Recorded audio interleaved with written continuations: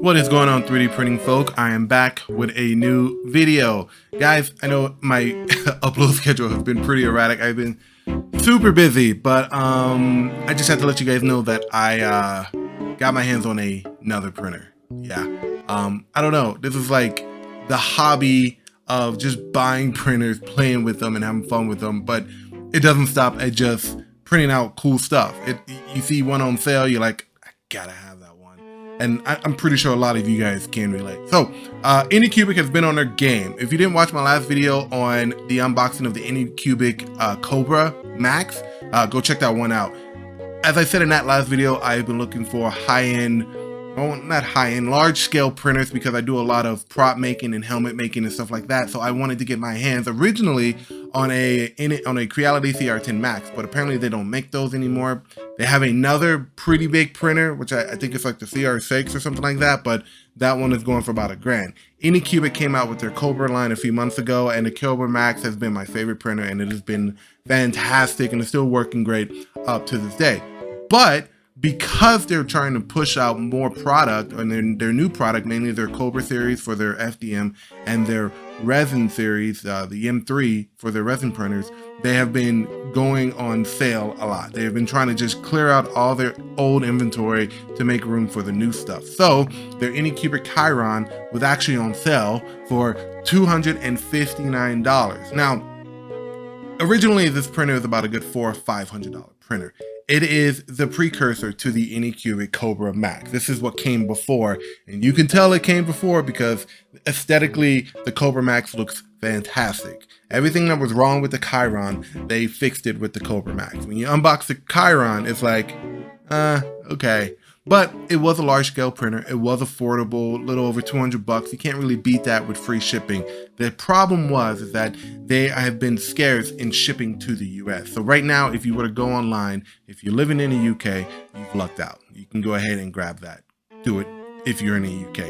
US, you might have to find a third-rate seller or third-party seller to kind of get your hands on one. Unfortunately, I think I might have gotten the last one here. So my printer came in last week in the same size box as my Cobra did, and I hauled that monkey upstairs. Now, in this video, I'm going to go over the unboxing, the process, the pros and cons, what I liked, what I didn't like, and going forward, what you can expect from this printer. So this will be somewhat, quote unquote, in-depth analysis of this printer, and yes, I will be comparing it to the Cobra Max. Why? Because there are some upgrades that the Cobra Max has that the Chiron doesn't, and I think it's fair to let you guys know what those upgrades are. Yes, the Chiron is more affordable. It is a downgrade from the Cobra, but the Cobra has all the bells and whistles. They fixed all the issues that were with the Chiron and made it better. And yeah, it's a bit more expensive. So depending on what your budget is, and like I said, if you're living in the UK, this might be a printer for you. But I think it's fair for you guys to hear all the ups and downs of this printer, and there's quite a bit. So let's get started. Unboxing wasn't that hard, okay? It's just a simple unboxing, cutting it open, getting all the stuff out, and it came with a lot of stuff. Usually your normal stuff, your USB cable, your die cutters, your lube, your little scraper tool, all the normal stuff. Set up with a breeze, turn this bad boy on, it gets right to doing what it needs to do. Now, the first thing that I noticed is that aesthetically, this thing is very clunky. It is very clunky. The Cobra has a nice woven cable that has multiple cables inside of it. It runs seamlessly. It is great. The carriage looks great. It looks like a sleek design. Everything moves fine. The Chiron, on the other hand, does not have that. It has more of a plastic little snake thing that houses all the wires, and a lot of the compartments have been coming undone. Or a lot of the pieces that kind of close the cables inside have been missing or have fallen out, and it's kind of annoying to look at. So it not aesthetically pleasing, but I can see, like I said, this was the precursor to the Cobra. So the Cobra kind of fixed all that, mainly coming in with a woven inner cable kind of setup for your cable management versus just this, I don't know what it is, like an articulated arm or something like that. Didn't really like it. I don't really like this portion of any printer when I see it. So there's that. Fired this bad boy up, and started going through all the leveling procedures. Now, there's two things you want to kind of take into account when you're leveling the printer. One, there are two type of voltage regulators on here, okay? You have one for 220 and you have one for, I believe, 115. If you're living in the UK, 220, good. If you live in the United States and your printer is set to 220, it's not going to heat up the bed. I thought there was something wrong with my printer because every time I went to go do a test print, the bed sat at 0. Never really gave a target temperature, nor did it start heating up. And I had a big problem with that because I couldn't figure out for the life of me if I was doing the leveling procedure wrong. But if you lift up the printer, there is actually a switch that will change the voltage regulator from 220 to 115, I believe. Mine's at 115. So once I flipped that switch, everything seemed to go perfectly fine. Now, my biggest thing with this printer that I do not like is that when you're leveling it, you have to, on your own, every time you level this thing, attach the level sensor. I'm sorry, I've never worked with a printer before in my life in which you had to attach the leveling sensor every time you run a 25-point test. It's not a big deal, actually. Not a big deal because it clicks in, it has a magnetic piece that goes up underneath the nozzle, and you're good.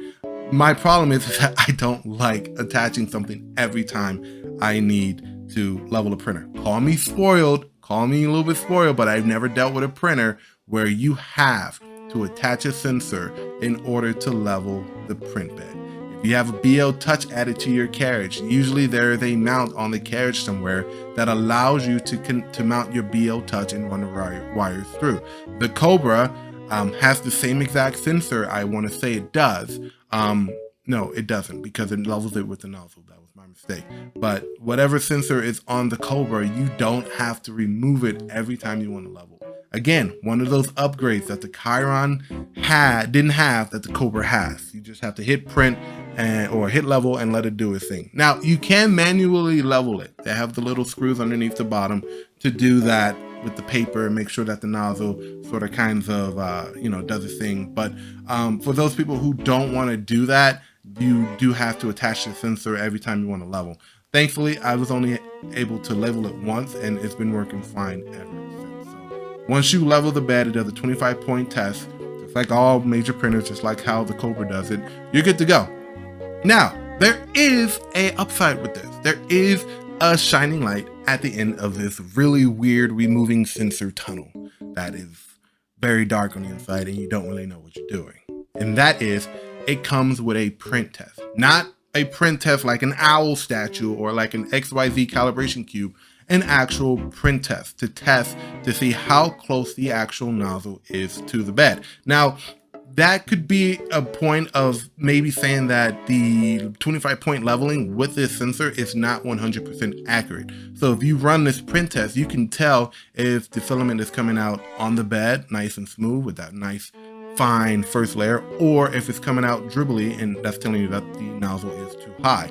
There's no really clear way to do that with leveling. So with this print test, you can actually adjust the height of the nozzle while it's printing to give you your final leveling numbers. And I think that's pretty cool. Most people, when they're starting off their prints and they're doing a skirt or a raft or something, they sit there and watch the first layer to see if there's any inconsistencies and play and dabble with the Z offset. That's great. But at some point, you're kind of messing with the print, even though it's a raft, or if your print is just flat on the bed, you're kind of messing with the first layer and it's not going to come out 100% perfect. Me personally, I don't care about that as long as the overall print comes out fine. I usually do sanding and filling anyway, so I don't care about that. But there are some people who are absolutely anal about that first layer, and it drives them nuts when they have to go ahead and adjust it with the Z offset with every print to make sure that that first layer comes out nice, smooth, and pretty looking. That first layer porn that everyone's talking about. With this, after you've run your 25-point calibration test, you can go ahead, run this G code, and it will print at multiple, well, it's not multiple, it's going to print all over the bed at multiple points in circles and lines, just to show you where some variations are happening. And you can choose that point on your on your control panel and say, I want to adjust it by 0.2 millimeters, or I want to adjust it by 0.1 millimeters. I want to move the nozzle closer just a bit, or I want to move it away just a bit. And I think that's pretty nifty. The Cobra doesn't have that. I would assume that because they perfected that leveling with this new sensor that levels with the nozzle on the Cobra. So with the Chiron, you don't have that, but this print test makes it easy to level your printer with the 25 point and to see where the nozzle might be too high or where the nozzle might be too low and adjust accordingly. And then once that's done, you can stop the print and go from there. Really, really nifty little tool that I learned, and it does come in handy. So, you know, there's an upside to this. It's not aesthetically pleasing, but I tell you what, when you get that leveling down, you are set to go for however many prints. So once I got all that done, I did my first level print, which was a little benchy, which is sitting on my shelf. I'm staring at it right now. I'll go get it. Give me a second. So here's my benchy. I did this medium scale. It got the 3DXY, whatever that says underneath, I can't read back, CT 3DXYZ. This is pretty much everyone's go-to test print. I normally do an XYZ calibration cube, but I didn't feel like doing that again because I have a ton. They're all in a drawer somewhere, and I just wanted to kind of do something different. Yeah, there's a little stringing going on. That's probably due to me not having any type of supports inside or anything like that, but you can easily fix that with your retraction settings.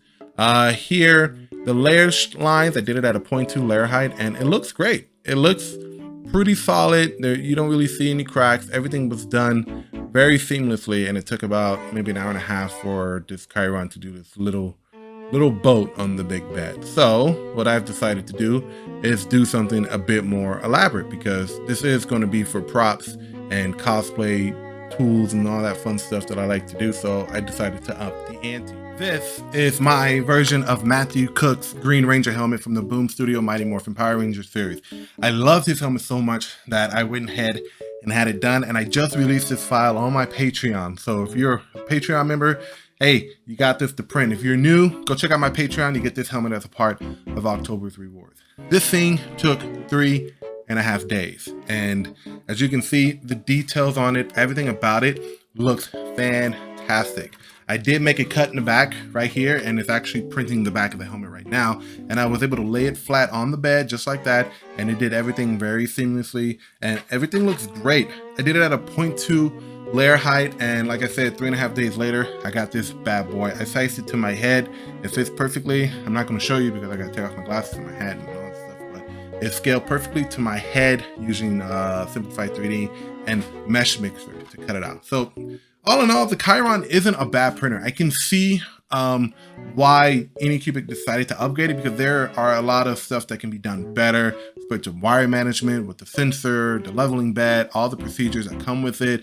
Aesthetically, it's not a pretty printer. I'm just going to say that right now. It's not a pretty printer, but it does get the job done as like this bad boy right here, which I can't wait to start sanding down and making it look nice once the back of the helmet is done and ready to go. So this thing, not a bad printer. Like I said, it all depends on how you perceive it. It's affordable right now because they are trying to get rid of a lot of the stock inventory, and you can get it if you're in the UK. But do check back periodically on Anycubic's website, because they do sometimes have the US pop up as an option for you to get that and ship it to you if you're living in the United States. But as of now, they don't have any more, which means you would have to go and get the Cobra.